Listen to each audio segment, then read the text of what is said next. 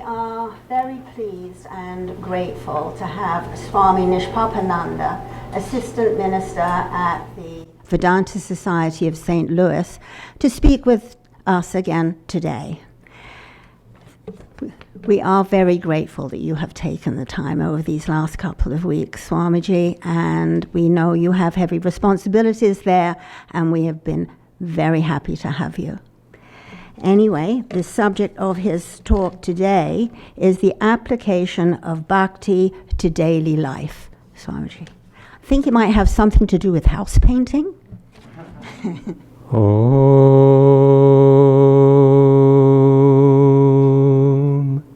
Asatom Asatgamaya Tamasom Jyotirgamaya Mrityorma Amritam Gamaya Avirma Edhi Rudrayate Dakshinamukam Te Namam Pahinityam Om Shanti Shanti Shanti.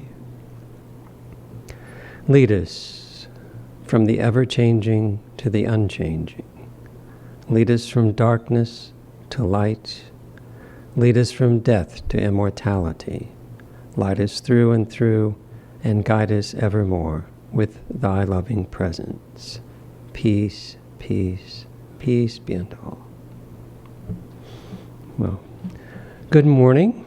Good morning. It's nice to be here. And it's nice to be away from my heavy responsibilities in this warm center. So I thank you for that. And all the good food and conversation that I've had since I've been here. So as Diane mentioned, the topic is the application of bhakti to daily life. Now, there are two main paths within Hinduism, the path of devotion and the path of knowledge. The devotees approach personal God with blessed qualities through a reciprocal loving relationship. And the followers of the path of knowledge approach the impersonal, which is beyond thought and symbol. And the great teacher, Sri Shankaracharya, and the great exponent of the path of knowledge once wrote, "Of all the means to liberation, to complete freedom from all bondage and suffering, bhakti, devotion to God, is supreme." Now, why in the world would Shankara write that? Because just through the intellect, just through reasoning, we cannot realize God. The heart must move with the head. The emotions must join with the intellect. The heart must yearn for the divine. Without bhakti, we're just research students. Sri Ramakrishna puts it more plainly. He says the pundit, that the pundit is a scholar of the scriptures. The pundit without bhakti is like an ass carrying a load of books. Not only is he not getting the rasa, the nectar, but those books are heavy. This is in the days before flash drives. He's got to carry all those books around with him everywhere. Constant recollectedness of God is called bhakti. And truly speaking, we meditate on what we love. That's what carries us through this life, and it's the vector that determines the direction we take when we leave this life. And what is it that carries the normal, well-adjusted person through life? Years ago, this was brought to my attention in a conversation I had while I was doing market research shortly after graduating from college. I was interviewing a man who inspected commercial property for an insurance company. And it was a very easy interview. It was a long interview. And most people, at a certain point, wonder whether they should be doing something else other than the interview, and most of your attention is focused on keeping them in it. But he settled down and gave his full attention to it, and I was very appreciative. So when he started conversing afterwards, I was happy to talk with him, and he started asking me a series of very interesting questions. So when you get older and you have learned things from your own experience in life, you don't feel like leaving without sharing that. And when you find someone who looks like they might be in the right frequency range, you want to share that with them. And this is what was happening. Now, I don't remember all the questions. I just remember this one. What was the slave in Egypt thinking about when he was hauling stones for the pyramid? Well, now that's a very good question. And I didn't have an answer. So I was quiet for a very long time. Finally, he said, he was thinking about his wife and kids back home. And how did the commercial insurance inspector in Alton, Illinois, know what a slave thousands of years ago building the pyramids would be thinking, that would be thinking about his wife and kids? Because he's a human being. And for most human beings, their primary joy comes through close personal relationships. Even while engaged in work that is intellectually challenging, part of the mind will be remembering consciously or subconsciously these primary relationships which bring us joy. So, I'll segue to Swami Sarvadeshananda. How many have heard of Swami Sarvadeshananda? Not too many. Cordelia has. Swami Sarvadeshananda lived a very long life. He was a disciple of Holy Mother. And he was known as Gopesh Maharaj in our order, and respected for his spiritual attainment. And he wrote a book toward the latter part of his life about Holy Mother, and this is taken from that book. He is reflecting on something that happened probably when he was in his 40s. I had gone to the house of a friend of mine to meet him after a long time. The friend was a doctor, about 40 years of age, who had a good practice and a reputation as a good physician. After 2 sons, he was blessed with a daughter, who was then 1.5 years old. From his early boyhood, my friend was very particular about the neatness of his clothing. If he went to a place and found that the seat he wanted to sit on was not clean enough, he would first carefully dust it off and dust it clean, and then sit. And if he didn't do that, he'd stand. No one had ever seen my friend dressed in any way except spick and span. Seeing me, my friend came running in great joy, and we started exchanging greetings and pleasantries when this little daughter of his, the apple of his eye, toddled over and raised up her arms, lisping "Dada." He bent down at once, raised her up, and in the exuberance of his love for her, remarked plaintively, "For her sake, I have had to leave off everything, even my fastidiousness. She will never accept a no, I can't pick you up. The moment her eyes fall on me, I must at once take her up in my arms. When I come back from my practice, I am not allowed to change my clothing.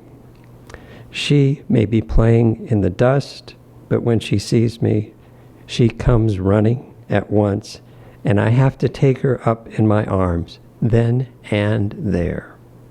Otherwise, she'll bring the house down with her crying. I was able to keep myself away from my sons. They were not allowed to get on my lap, but I could not save myself from her. Just see, she's been rolling on the ground and has dirt and dust all over her. But the moment she saw me standing there, she came running. And saying this, my friend's eyes again fixed on his daughter, and he embraced her again, the joy of his heart shining through his face and eyes. I saw and heard this, and the thought came to me, it is perhaps for tasting this bliss in life that one takes to the life of a householder.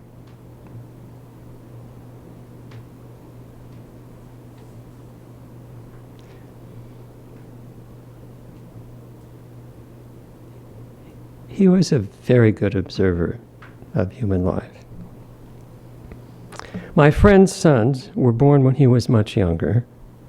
Then perhaps the lotus of his heart had not fully blossomed. Perhaps the nectar of love was not in such abundance at that time. I was very happy to see the joyous household of my friend. Much later, when he was above 80 and had become incapable of much movement, I came to know that it was this jewel of a daughter who took care of him.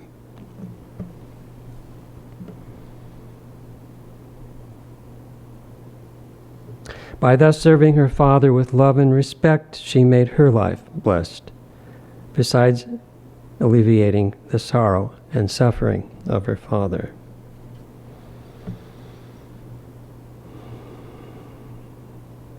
You see, anything that is deeply imprinted on the mind becomes a preoccupation, and it carries us along. And this is true even for most people who find their engagement with life is highly skewed to the rational rather than the emotional. We had a devotee in St. Louis, a physician who moved to another town, and he was on the phone. He'd called and he was telling me that he'd been diagnosed with cancer, and what kind of cancer. And I happen to know that this is the type of cancer that tends to take people very quickly. It didn't work out that way with him, but that was the expectation. And I was puzzled because there was such joy in his voice that I'd never heard before. So he had my complete attention. Well, it turns out that very quickly after he was diagnosed, both of his daughters, one of whom was starting she was also a physician, she was starting her specialization training in another part of the country. The other had a teaching job outside the country. Both of them picked up everything and relocated their families in the town that he was living, very close to him. And then I thought, now I understand the joy in his voice. But he was trying to be very clinical about it. And he finished narrating the story. He said, so, 8 more mammals. And I was thinking, what's he talking about? Well, that's 2 daughters, 2 sons-in-law, 2 grandchildren, and 2 dogs. He was hanging on to his rationality somehow. The joy that his daughters loved him that much that they wouldn't allow themselves to be away from him when he really needed them. So when the mind turns to God, it's natural and highly effective to approach God through human relationship. And any human relationship can be divinized. The practical problem is to take the mind that has been churning through the ocean of life and death, the ocean of samsara, for many lives, preoccupied with the world, and turn the ship around so that it's churning in the opposite direction, preoccupied with God. How does one change preoccupation with the world to preoccupation with God? How does one change devotion to the world to devotion to God, to bhakti, to divine love? Now the topic is the application of bhakti to daily life. So, do you get a bucket of bhakti and roll it on the wall with a roller? Do you use a 2-inch trim brush or a 4-inch house brush to roll it, to brush it on the wall of daily life? Or, you can tell what I've been doing. Or do you get an air compressor and tape off the windows and spray it on the side of the house? Or if you're feeling very exuberant, do you put the intake hose way down in the bucket of bhakti and machine gun it on the wall of Maya, windows and all? It's a question of temperament and method. Every analogy has its limitations, and this analogy has a lot of them. You don't buy a bucket of bhakti at the hardware store or the paint store. It's something intrinsic that must be awakened. We each carry it in our hearts. Devotion to the world is really devotion to the infinite and unchanging, masquerading as devotion to the finite and changing.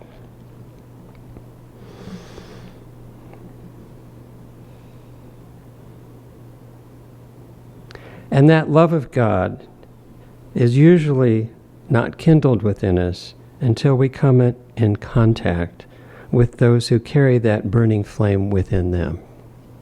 The grace of God comes through those who have already received it. Now, excuse me.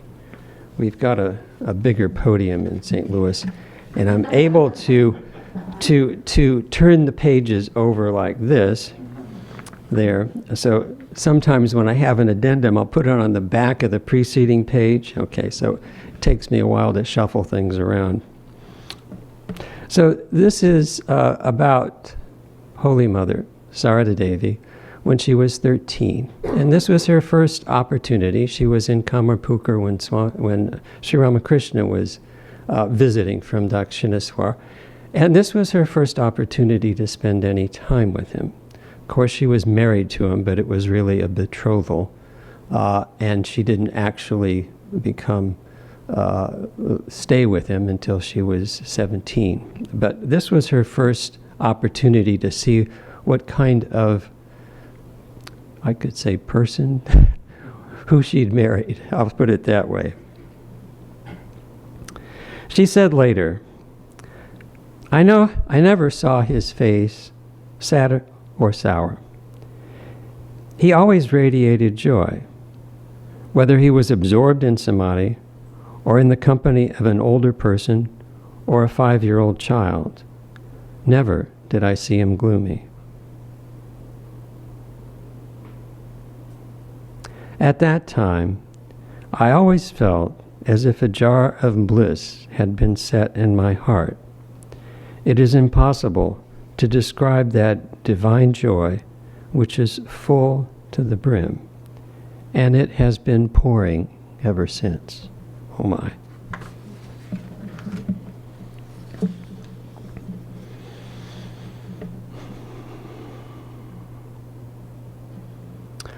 Now, Holy Mother's case is exceptional.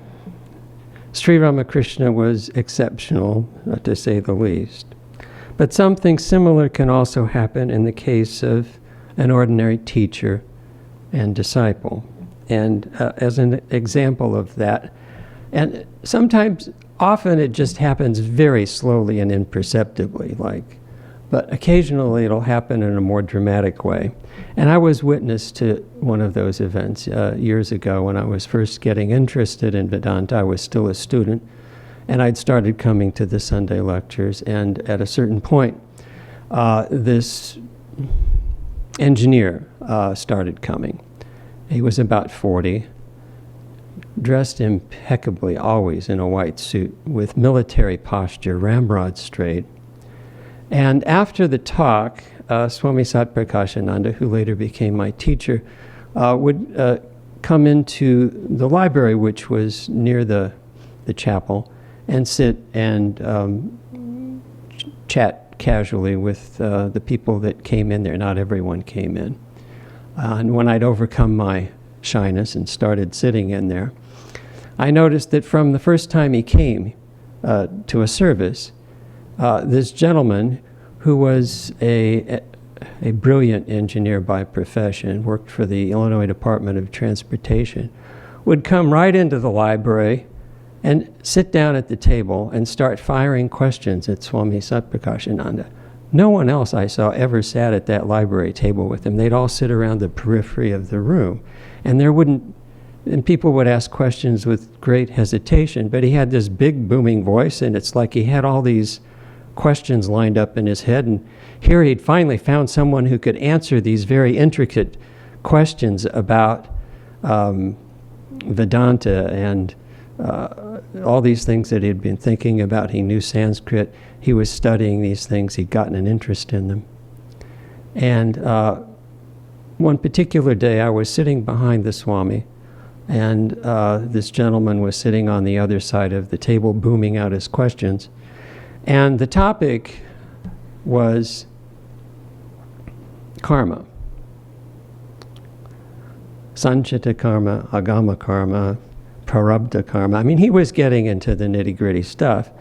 And he got to prarabdha karma, and Swami was very methodically answering his questions, not going into a great detail, just kind of answering them in an intellectual question, an intellectual answer. And the topic was prarabdha, and this gentleman boomed it out. And I could see Swami's posture change from behind. And I heard his voice change from being very humble and quiet. Suddenly there was this authority in his voice. And he looked across the table with one of those looks. I couldn't see the look, but I imagine it was one of those looks that goes through your eyes and down into your toes. Do you know how much karma is on your shoulders? Prarabdha karma is the karma that we have in this life. The arrow's been shot, and it will go through its trajectory until it lands. Okay? Do you know how much karma is on your shoulders? And Kapildeo's expression changed. The expression in his eyes, the expression on his face. And he didn't say anything. His hands came up. His head bowed. And he said, I don't know. You know.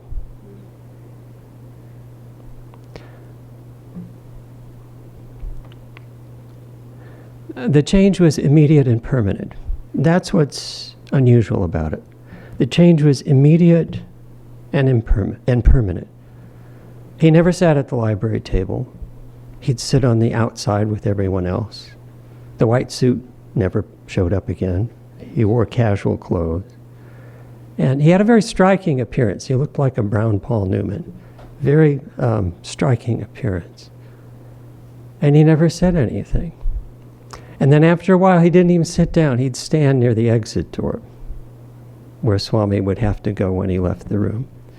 And every time Swami Sarvapriyananda would leave, when he got near Kapildeo, his hands would come up and he'd say, "Please bless me." And he was asking for diksha, he was asking for spiritual initiation. And Swami would say, "Oh, these things take time, be patient. Don't worry, be patient." And he wasn't patient at all. So this went on for some time. And his wife, one day at home, said, I need a japamala, I need a rosary to do my japa, to do my prayers. Why don't you ask Swami to give me a japamala? And Kapildeo says,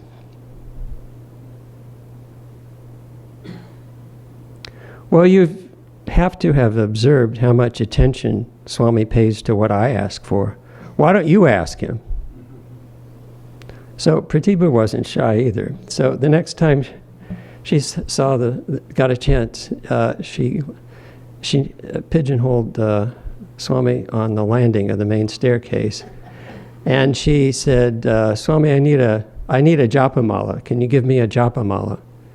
And he says, "I only give rosaries to people when I initiate them." And she said, "When can you initiate me?" And he said, "Well, I have to find an auspicious day. I'll call you and let you know." And he says, "Oh, by the way, you can bring your husband. I think he wants initiation too." So that way he got 2 for the price of 1.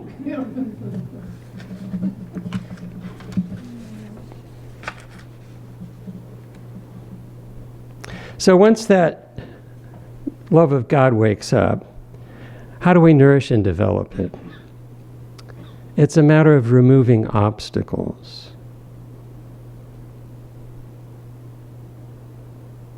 It's the urge for the infinite, the eternal, and the perfect that impels our seeking wealth, position, love, friendship, and power, and why our minds refuse to be satisfied with anything limited and imperfect.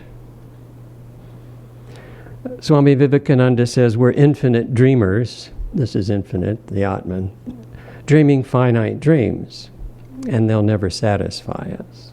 The only thing that's going to satisfy us is the infinite. Or same things, put a little bit differently. The universe, he said, is the wreckage of the infinite on the shores of the finite. That's a person of renunciation for you. Once we wake up and start to turn the ship around, it's essential that we devote some time each day exclusively to God. If we don't do that, we won't be able to remember God as we go about our daily routine. And that time for God usually takes the form of puja, ritualistic worship, or the repetition of God's name, or meditation in our tradition. But not necessarily that. And it doesn't matter much if we don't necessarily remember God very well during that time that we have to make our daily effort. And at times, especially at the beginning, we'll want to give up because, in fact, it goes so badly. Sometimes you think that you're going backwards. And this shouldn't be discouraging because it's common that you think you're going backwards when you're actually going forward. Over time, that daily effort will change us, and we'll be able to practice karma yoga and remember God more or less in our secular activities. So, as an illustration for this, now don't be confused and think that I'm giving a talk. I'm actually just telling stories so you can relax. You don't have to remember things. It doesn't make that much sense. But you should, I hope that you remember the stories. So, in St. Louis, we had a devotee from the Rio Grande Valley in Texas who got interested in the late 40s and would come up and spend a week with us every year. And Norman was a bachelor and very intellectual. When we moved him from his apartment that he lived in for 60 years to a assisted living community, we saw all kinds of, Proust's Remembrance of Things Past and all these very intellectual books that he had read, and he'd read them and correlate them with Vedanta, which was his main interest.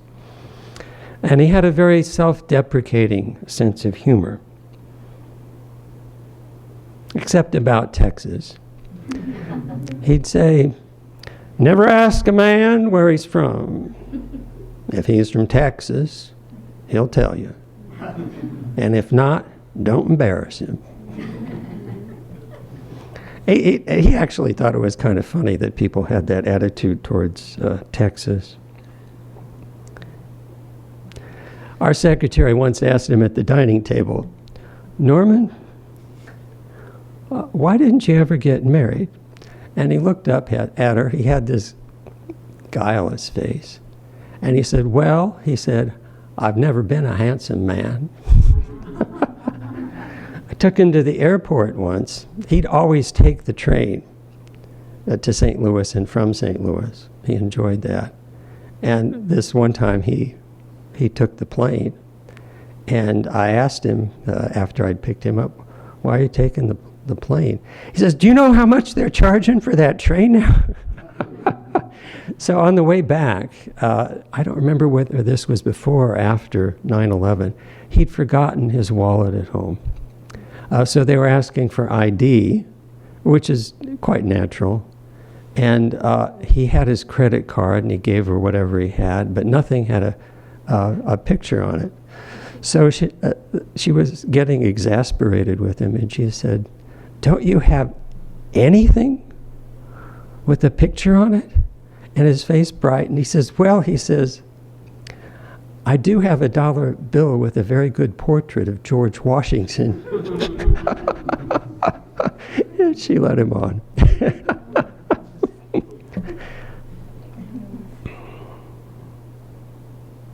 He called himself a poor, friendless, struggling Jewish merchant.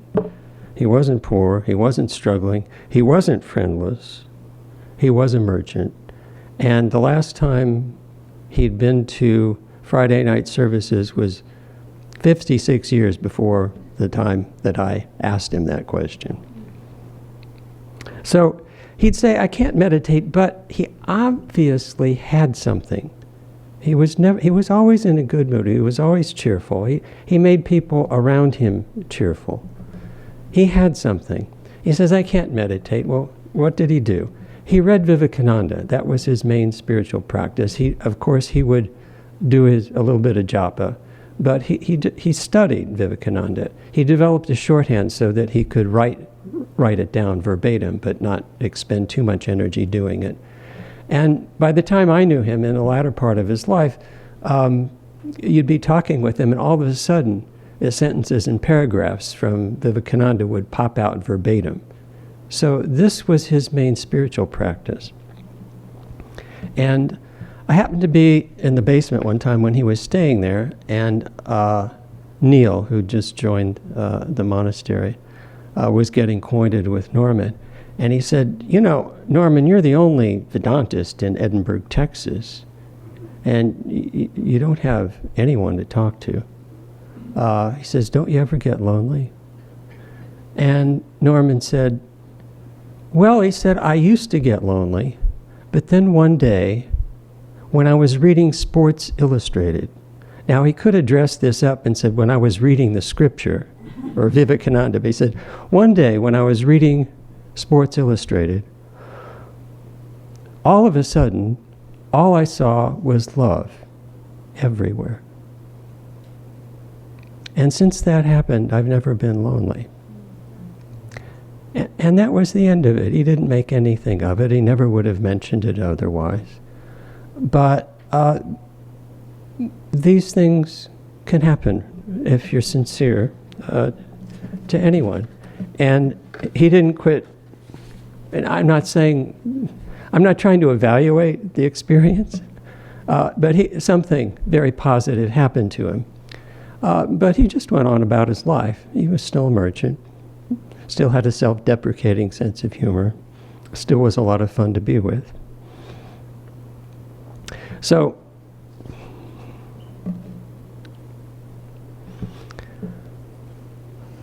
now, when you get to the nitty-gritty, to the spiritual practice in our tradition, there are two things that are important.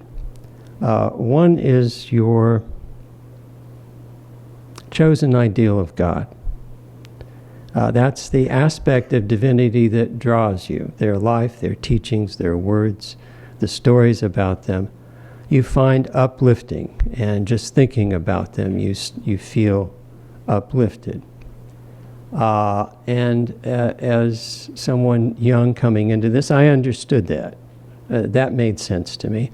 And if you think about that type of divine person intently, some of those qualities that you find so uplifting begin to kind of rub off on you. And that all made sense to me. But this was the early 70s, and there was a lot of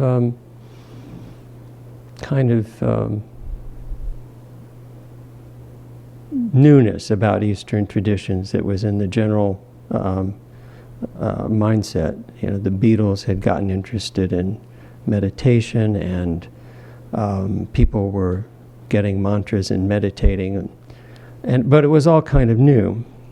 And I wasn't so sure about this mantra business. But at a certain point I thought, well, maybe because the mantra is related to your devotional mood, and there are various devotional moods within Hinduism, and various ways, devotional relationships that you can use to approach God. And the mantra is tuned to that devotional mood. Well, this didn't make any sense to me. But I thought at a certain point that I should probably say a mantra. And I was living at the center and working outside, and one day I was there. I had an evening job. And the only other person there was the old Swami, and he lived on the second floor. And I could hear him saying with great devotion, it was very beautiful. Now, I've been accused on more than one occasion of walking like a cat burglar, and he was hard of hearing, so I'm sure he didn't know anyone was there. But he was saying what appeared to be a mantra, and then the name of God, and that appealed to me. I said, well, that sounds pretty good, I'll say that. So I started doing that, and it seemed to suit me very well. I really enjoyed it. I got some joy out of it, and I would do it every day religiously. And now I had a job. The job I had was working with juvenile, delinquent, and emotionally disturbed teenagers, pre-selected for the severity of their problems, and they were all dumped together. It was a hard job intellectually, emotionally, and physically. And the more I did this meditation practice, the more I felt like I was watching the show, you know? And I heard the kids talking about me. He says, he's so cool. Because, they'd be doing something that I was supposed to get upset about, and they might be trying to upset me intentionally. They often did that. And I would just not react. And they thought they liked it. It was so cool. Well, the people that were paying me to work with these kids, I wasn't supposed to be watching them as the witness. I was supposed to do stuff. So I could see this might be getting to be a problem, and I might need some help with it. And I went and made an appointment and talked with the old Swami. And I told him what was going on, and he said, well, how are you meditating? And I told him what I was doing. And he said, who told you to say that? And okay. I explained the situation where I got the mantra, and he calmed down a little bit. He said, "Don't say that." He gave me some instruction to kind of undo the damage, and later on I pieced it together. He had been taught the path of knowledge by Swami Brahmananda, and this was his mantra that I heard. And saying it, I was becoming the witness. And then later on, when I received my mantra, which is more devotional, it had an entirely different effect on me. You see, when you say these mantras over time, you live in the devotional mood that the mantra engenders. So I didn't have any clue as how a word, a simple word, could change your life like that. I didn't understand it, and I still really don't. But from my experience, I understand that it works, especially when it's given by someone who has that flame of divine love in them already. Now,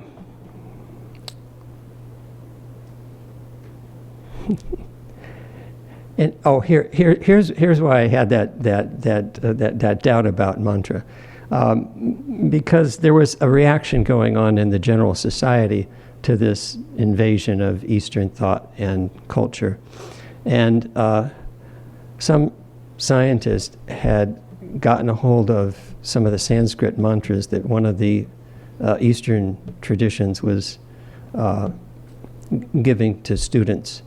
Maybe not giving, but students were getting these Sanskrit mantras from them. And as a controlled experiment, they told people to use the Sanskrit mantra, and they had a control group that would say something secular like Coca-Cola, and then they'd measure the galvanic skin response and whatever they were doing to measure the effectiveness of meditation. And they found no difference between the Sanskrit mantras and Coca-Cola. Yeah. So, well, it depends on what they use to measure the effect of meditation. So, this was in the back of my mind. But after this experience that I told you about, I got on board with it. And now I want to talk about something that that'll seem a little strange. Then I'll try to connect it. It's the common kind of greeting that we have in this culture. How are you? Now, how do you answer that question? First of all, no one really wants to know how you are. And it's addressed to your empirical self. How are your investments? How's work? How are your near and dear ones? How are you physically, psychologically? They don't want a detailed answer. So when my aunt was older and I was talking to her on the phone, I'd say, "How are you, Marcia?" And she'd say, "Well," and she'd start with her 4 kids and go through them one after another and tell me how they were. Then she'd start in on our grandkids. She never got to her great-grandkids. At some point I said, "Well, no, Marcia, how are you?" "Oh," So if she ever gets reoriented and wants a mantra, I know the devotional mood that she needs. She needs a parental, a devotional relationship with the divine. And then on the other extreme, there's a devotee named Veronica from Southern California who is a World War II refugee from Hungary, and she spoke like Marlene Dietrich. "Hello, this is Veronica. How are you?" And she really wanted to know, and it didn't matter how bad it was. She wanted to know all the details.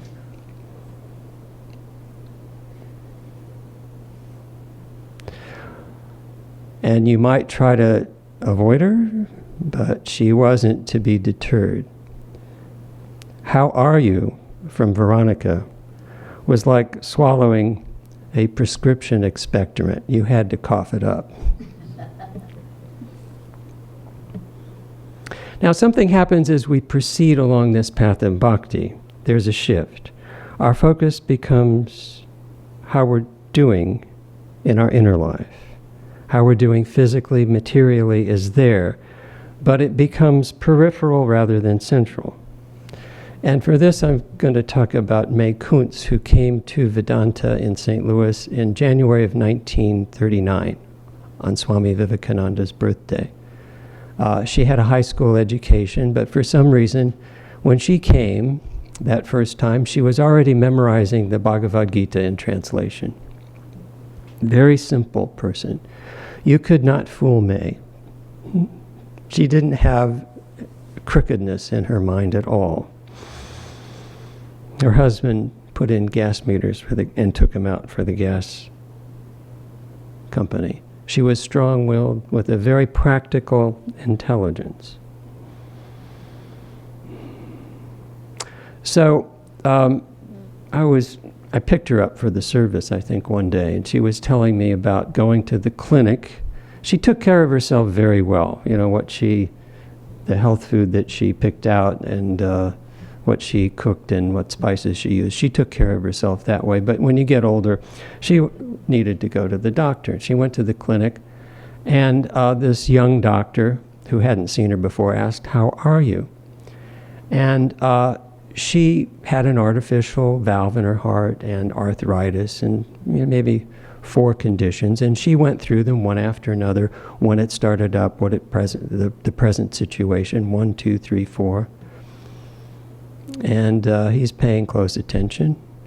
She was about 89 at the time, 90.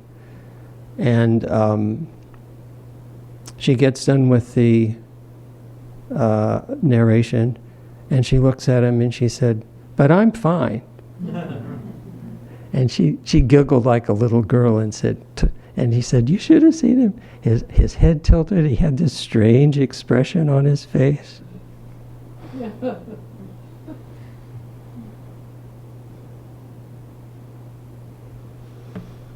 And her take on old age and the problems of old age in her 90s was, "I can't wait to get a new body. This one isn't working very well."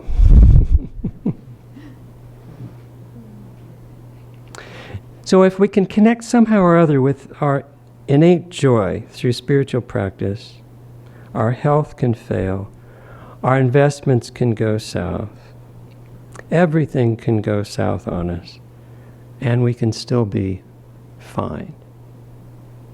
Now, Hindu iconography is extensive, and everyone has their own portfolio. Yama, the god of death, has a noose. Well, if we think we're the body and the body's dying, most people don't want to go. So Yama has a noose to yank him out. On the other hand, if we're focused on our inner life and we think of the body as peripheral rather than central, see, the body's dying. I'm fine. We can actively participate in the process of dying. It's a much different, and Yama doesn't have so much work. He doesn't have to yank us out.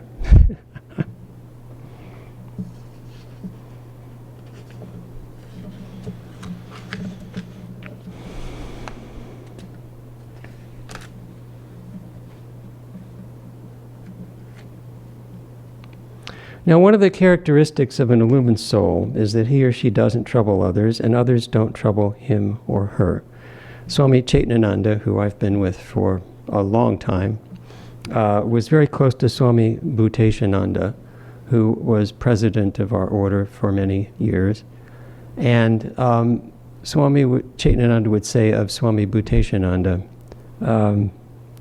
his enemy was never born. He had this beautiful smile, this amazing smile from another dimension.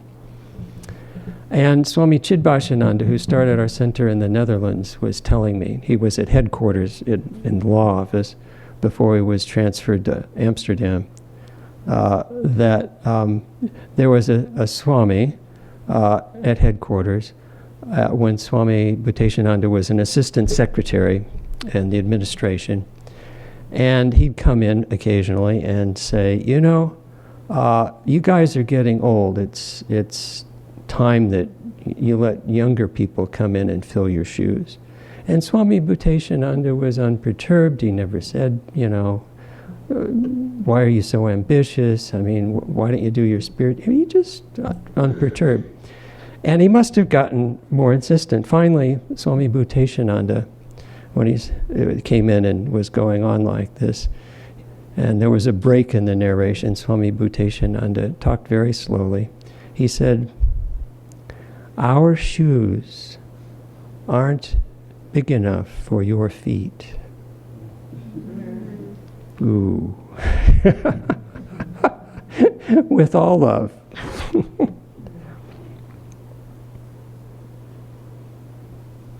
Now, that was Swami Bhuteshananda's way of dealing with people who are troublesome.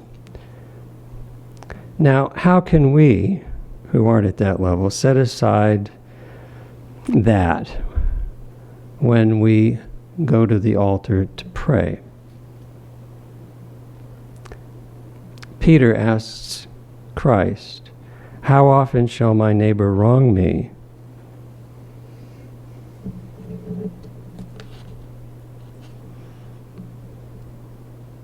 That I forgive him?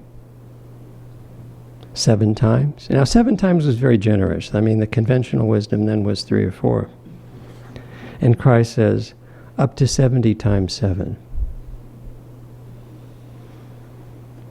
Going to the altar to worship or the shrine to meditate won't be productive with enmity in our hearts.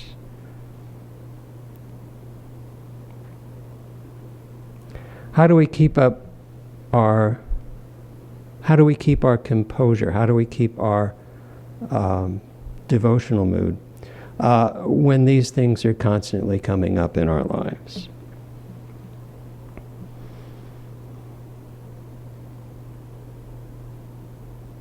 In the Peanuts comic strip, Lucy was waxing eloquent about these New Age concepts on Sunday one day, and facing the reader and going on, and Pigpen comes into the frame towards the end of the strip and disturbs her. And you can see her face turn and her jaws open like this in profile, and these force lines coming out of her mouth. And in the next 2 frames, Pigpen is doing backward somersaults. And then she regains her composure and she looks back at the reader and says, I love mankind. It's people I can't stand. So how do we deal with that? One of the ways is to wish them well. If they're bothering you when you sit for your meditation, you wish them well. You pray for them. And as you pray for their welfare, you start feeling better, and then you can get your concentration and continue with your spiritual practice. Now, the last example is Swami Akhandananda, and he was the first of Sri Ramakrishna's monastic disciples to leave the Bharanagore monastery and go out as an itinerant monk. And he went to the most difficult places, Tibet, when it was forbidden to go to Tibet, Kashmir. And he did a lot of austerity. He avoided the company of people. He lived alone for the most part. He didn't carry any money. In later life, when asked if he had realized God, he said, when I was in the Himalayas, I saw God face to face. From his description, it was a non-dual experience, God without form and beyond quality. Now, when he came back from his wandering days to the monastery, it had shifted to Allahabad, and his life was about to change dramatically. He spent the last 40 years of his life in service to human beings as living manifestations of the divine. His own narration. For 6 or 7 years while traveling, I had not suffered from any disease worth mentioning. At Ulambazar Mat, an attack of malaria kept me in bed for some days. One evening I had a bad headache as a result of that, and my brother Subodhananda painted my forehead with a paste of powdered black pepper. The irritation caused by the black pepper kept the headache in check for some time. And then, the whole night long, I revolved on an idea in my mind. And the conclusion that I arrived at is a memorable thing in my life. And so I note it down here. What a marvel. For that entire night, I totally forgot my suffering from malarial fever. And the point of my cogitation was this: the 5 modes through which a devotee approaches God with devotion: the serene mode, the servant mode, the friendly mode, the affectionate mode, and the amorous. Those modes of approaching God are nothing but an attempt on the part of the living being, of the person, to enjoy all the fun of life by assuming a relationship with God with the help of the devotional mood or attitude that comes easily to them. He's working on the non-dual here. These devotional attitudes are nothing but Maya in a refined form. He's thinking on this all night. And then I thought of the Atman, beyond bodies, gross, subtle, and causal. The Atman was I. I am that. Soham, asmi.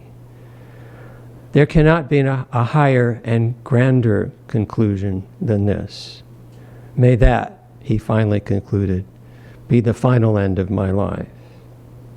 Thus, absorbed in deep thinking, scarcely had I closed my eyes at daybreak when there appeared before me a living Naru Gopal, the infant Krishna, with a palm stretched out for a sweet. The baby Krishna was like a big sapphire shaped on a turning lathe. What a perfectly shaped, flawless, beautiful figure. The effulgence from the divine body of the baby Krishna illuminated the whole room, a radiant smile on his beautiful lips. Within me, Mother Yashoda, the mother of this baby, dressed in beautiful clothes and ornaments like the ladies of Vrindavan, held out food to the baby and called, saying, "Come, my darling Gopal, my gem, my only stay in life." Exactly as I had heard Sri Ramakrishna speak to the baby Ram, the Ram Lala. While Mother Yashoda and the sapphire-colored baby Gopala were thus at play, suddenly there stood Sri Ramakrishna with the end of his usual red-bordered dhoti on his shoulder, and pointing the forefinger of his right hand once at Mother Yashoda and next at Gopal, saying to me, "Look, what a sublime thing." Overpowered simultaneously with wonder and joy, I spoke out, "I care not for nirvana. My Lord, I care not for nirvana. Oh, what a joy. I would fain have hundreds of births with this devotional attitude in me." So saying, I was going to clasp in my arms the Master, the baby Gopal, and the Mother Yashoda when I came back to the waking state. Now, this was probably a vision rather than a dream. He had realized the non-dual Brahman in the Himalayas. He saw God face to face.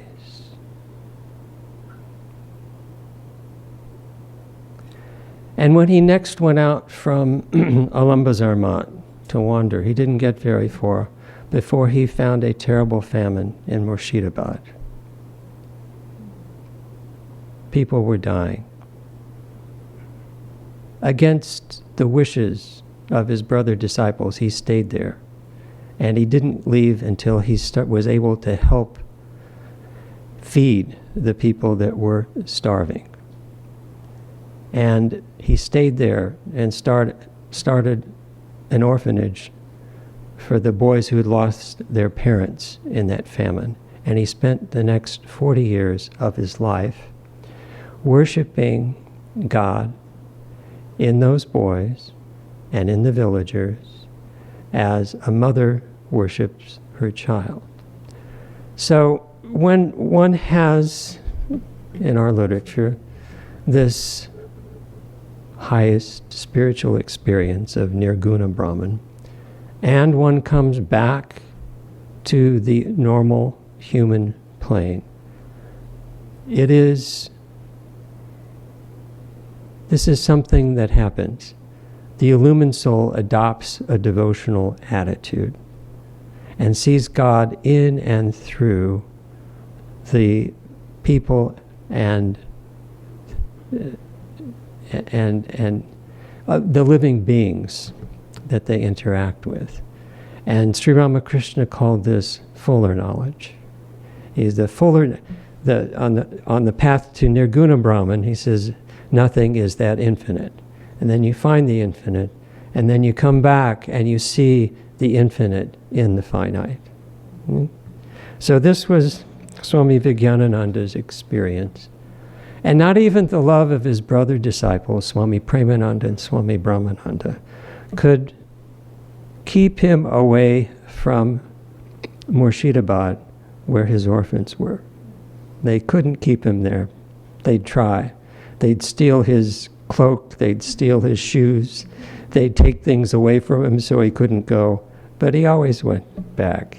And even when he was president of the order, he spent a lot of time in Sargachi.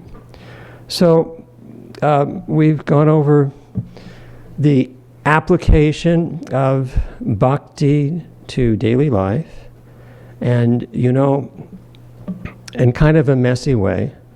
But when you're painting the wall of daily life with bhakti, or when you're painting, say, the wall of your house with paint, it doesn't matter what the result you're looking for is a painted wall. Now, if you start off and you dip your hands in the paint and you kind of smear it on, and then later on you finish up with a roller or sprayer or brushes, it doesn't matter as long as the wall gets painted. So human life is a little messy, and this approach to God is part of human life, and it can be a little messy, but you just keep applying yourself. You keep applying bhakti to the wall of Maya, and eventually it works. So I'll close with a prayer. Om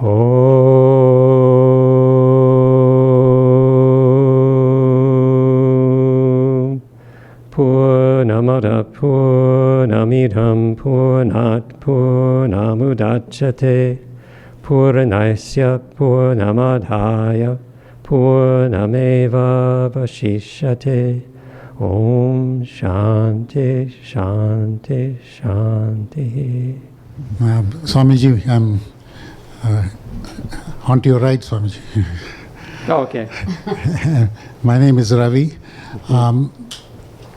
In keeping with your comment about buying a bucket of bhakti in a hardware store, Yes. not too long ago I did the Google, just typed in Bhakti Yoga, and it auto-populated by the algorithm. It says Bhakti Yoga near me. Oh, yeah. And I thought it's going to be much more AI driven and spiritual. It's going to point to my shrine in my own apartment. Oh, yes. Yeah, yeah. But it didn't. No. It gave me 2 places in Midtown.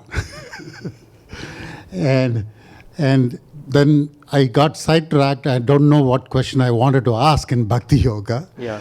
But your lecture from last week and this week at the bookends, you started about yoga of necessity. Today you said application of Bhakti Yoga in daily life. Yeah. I remember that my question I want to ask the AI, and to me, they are inseparable. And the essence of the Karma Yoga is to spiritualize your work and the expression of love, which is the essence of Bhakti Yoga. Yeah. And to the bookends of your talk, I just wanted you to answer my better than AI from Swamiji, the question of where is the distinction between Bhakti Yoga and Karma Yoga. In my assessment, I know the differences. In one, you're supposed to have emotion of love to God. Another one, you're going to be. Also, you will have the emotion of love to your work, to spiritualize the work to God. Ultimately, the goal the same. I know there are 2 different paths. I find that difficulty in distinction between these 2, but I could see some differences in Raja Yoga and then. Well, let's keep it to Bhakti and Karma, okay? So, simple, you know. So, you see, in the traditional view, Karma Yoga is preparatory to Bhakti Yoga or Jnana Yoga. And the purpose of Karma Yoga, this is as explained by Shankaracharya, is to purify the mind to such an extent that we have a natural inclination to remember our spiritual ideal or to dwell in the Atman. Okay? And when that transition appears, it's no longer necessary to practice Karma Yoga. You can continue to do so if your obligations are such that you need to work. But you don't have to. You can renounce the world, you can lead a forest life, you can become a monastic. When devotion to a personal God or devotion to the Absolute becomes spontaneous with you. So the demarcation comes at that point, when you don't need Karma Yoga to purify the mind anymore. Thank you. Okay.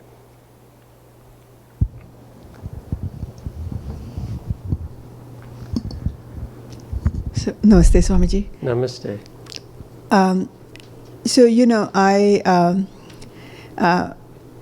My mind constantly, so I go to India often to listen to pravachan, kirtans, and I spend week there, and I come back to my regular life.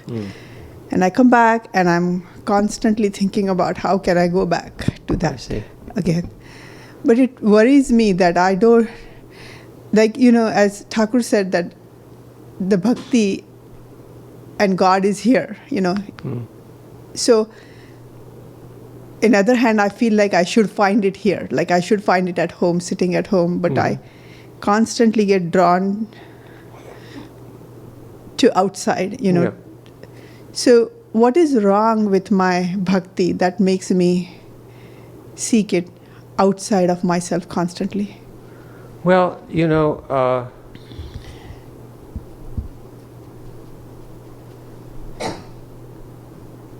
there are monks that travel around and go to different places of pilgrimage, kind of as a spiritual practice.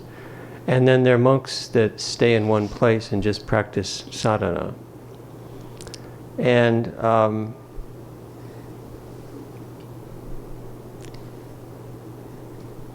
this need for external atmospheres in order to engender that bhakti within will continue for some time. And then once that devotion wakes up to a certain point within, you'll just want to stay with it. So it's just a natural growth process. The main thing is direction and perseverance. you know? It's not going to be a straight line, and you're not going to be satisfied. And that's okay, because yearning is the midday sun that announces the dawn of knowledge. That yearning is what takes us to God. So you just stay with it, and don't. You need some spiritual friends. You need some friends, not a lot of friends, but people who have similar interests, with whom you can share some of these things, so they don't build up, and so you don't get too far off base. But just stay with it. So in that terms, you know, I follow like Thakur and Sharadama, and I mean, at least I read, you know, I think about them. So does it help to take diksha, or you know, or to take mantra in that term?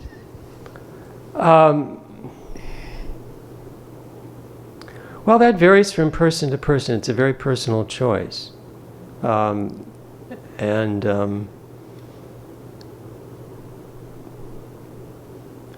how one person makes that choice or another person makes that choice is hard to generalize.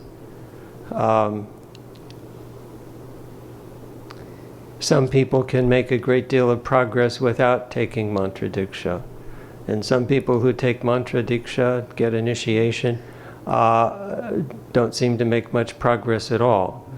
So it's really more a matter of personal development than anything.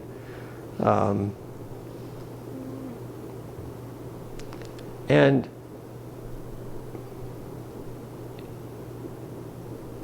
it's not, well, if we're ready for it, it's a great help. But the main thing is our own readiness. You see, it's not a silver bullet. I mean, if you're as old as I am, you'll know what that means. It's not something that's going to, you know, just kind of solve the problem and then you're done with it. I mean, you need to take that and apply it and diligently. And if you're not ready to apply it diligently, you should wait until the yearning is a little bit stronger. Okay. And it's also important to find a teacher that you resonate with, who is willing to take you on, so to speak. But you know, Swami Sarvapriyananda in Boston, who was actually Swami Akhandananda's disciple, he once told me, he said, I don't make much differentiation between my disciples and my students. Mm. It's a matter of sincerity. Mm-hmm. So, yeah, I told you, don't ask me hard questions. Thank you. Thank you so much.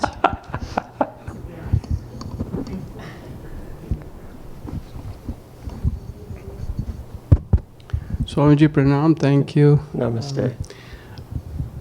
Thakur says that in this Kali Yuga, the path of Bhakti as enjoined by Narad is most efficacious. First of all, what is Narad's Bhakti way, and is there other ways which are not as efficacious? Well, to know Narada's way, you read the Narada Bhakti Sutras. But it's... well, I think he was just saying that the path of divine love is more suited in the Kali Yuga for most people, because I think as a corollary with that, because we have so much body consciousness. You know, we can't. It's harder for us to stop eating and do these austerities that you read about in the scriptures with a lot of body awareness. And Sri Ramakrishna didn't like to see the women devotees fasting on Ekadashi or some of the other holidays. He'd see their faces that they were hungry and there was a little pain in their faces. He says, "Oh, you have to eat something." He says you can't remember God, when your stomach's churning. It suits some people, but it doesn't suit most.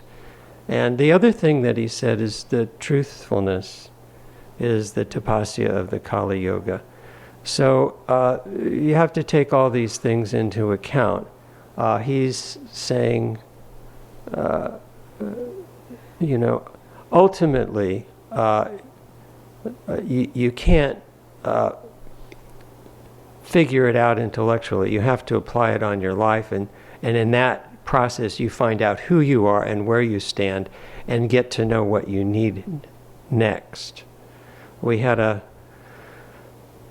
young man, a brahmachari in St. Louis, who would listen to these. At that time we didn't have video, it was all audio talks, scripture classes, Sunday lectures, and that was what he did in his spare time. And every time he came across the statement, a good devotee should do this, they should keep their room in apple pie order, or a good devotee should do this, and he'd write it down, and then he'd try to do all of them, and it drove him crazy.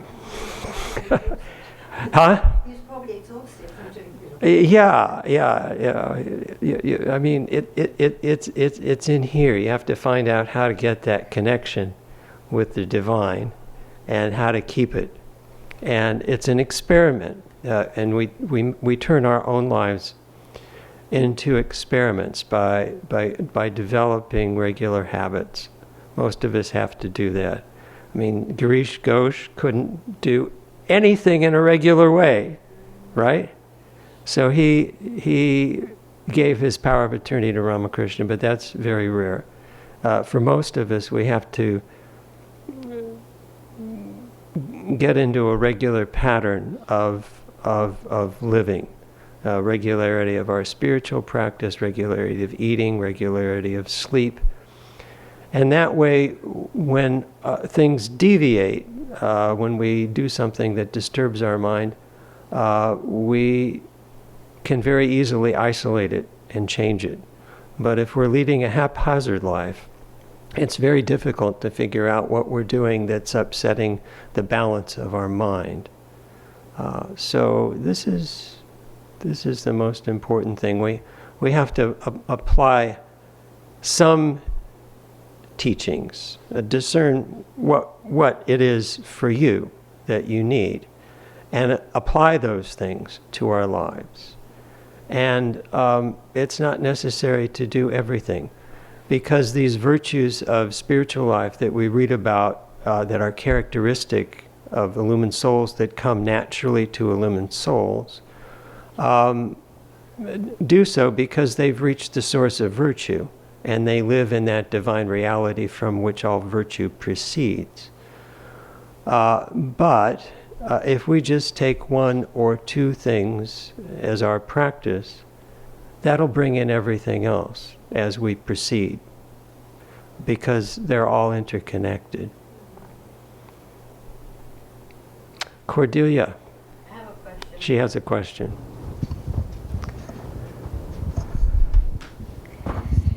So, for those like Girish Ghosh who can't do anything, how do you surrender to God?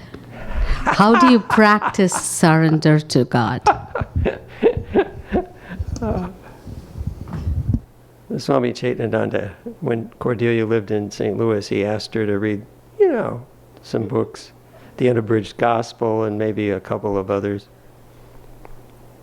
And he kept asking her, have you read them? When she moved here, Swami Tathagatananda asked her to read a couple of Thus Spake books and then come in and I'll initiate you. You find a guru who suits you. And you did. That's all you need to know.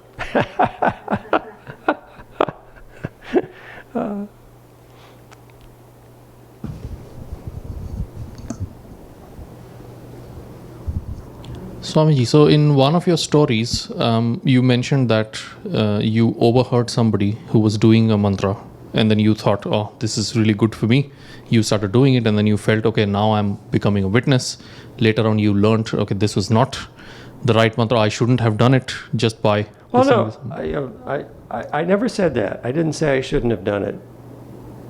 Yeah, you experienced being a witness. Yeah. And then later you got another mantra, you experienced a different experience then. And the question is, how does one find which mantra suits him, or which mantra is the right one for him?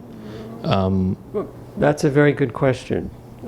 You leave that up to your guru. Instead of trying to steal them, you wait until one is given to you. And that's another thing. I keep talking about my teacher, Swami Sarvapriyananda, and part of it is, as I get older, I realize that these things are valuable, and that if I don't talk about them, they won't be there for other people. His books are there, but you don't get the full picture. You don't hear the love in his voice that's there. You get the rationality that's sometimes intimidating, but you don't feel the divine love that's wrapped up in that. So when he was a young man, he got very impatient for initiation. And in fact, and he'd already accepted Swami Brahmananda as his spiritual teacher, but Swami Brahmananda was not cooperating at all in terms of giving spiritual initiation. So he got impatient. He heard that a group of young men was going to Jairambati with the intention of receiving spiritual initiation from Sri Sarada Devi, the Holy Mother.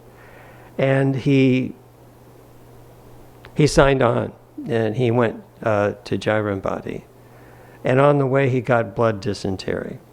And one of his friends who was traveling with him said, he stayed behind and he with him, and he said, you shouldn't go to Holy Mother with this problem. It'll cause her a lot of trouble in her village to take care of you.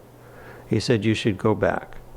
So this young man went back to Calcutta, and that didn't work out. And with not a little hesitation and trepidation, the next time he saw Swami Brahmananda and went into his presence, he was expecting to get quite a scolding at the very least. But all Maharaj did is he said, there are many obstacles on the path. And he treated him with a great deal of affection. But he was still impatient. This young man was still impatient. And shortly after that, he saw Swami Shivananda taking a walk.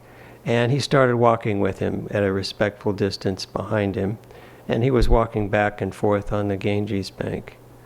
And his pre-monastic name was Harish. Harish asked him, he said, Maharaj, some take initiation from Holy Mother, and some take initiation from Swami Brahmananda. Is there any difference? And Mahapurush Maharaj says, no, I don't see any difference. The same water is coming through different fountains. And then he said, but why do you say take? It is given. It is given. It comes through grace. Changed his whole attitude. He went back to Swami Brahmananda and begged for initiation. Still didn't get it. He had to wait. But his attitude was changed. It comes through grace. And this side of it is yearning. So, all right, enough with the simple questions. I'm afraid you're going to start with the complicated questions for Swami Sarvapriyananda. So we'll adjourn now, okay? Okay.